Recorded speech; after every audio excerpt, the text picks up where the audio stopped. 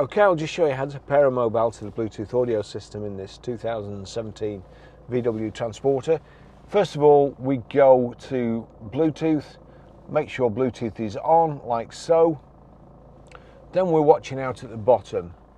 If we go over to the system, click on phone, there you go.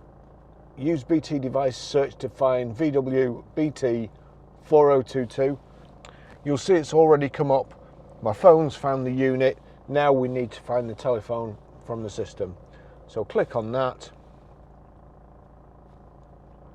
I'll wait for it to recognize the phone on the unit. If I click that too soon, sometimes it says pairing unsuccessful. So we'll wait for it to find the phone. And it's always best doing it from the unit to the actual phone rather than the phone to the unit.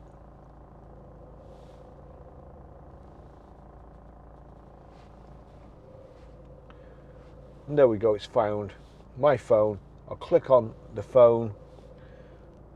You see there it's thinking about something, requesting available profiles.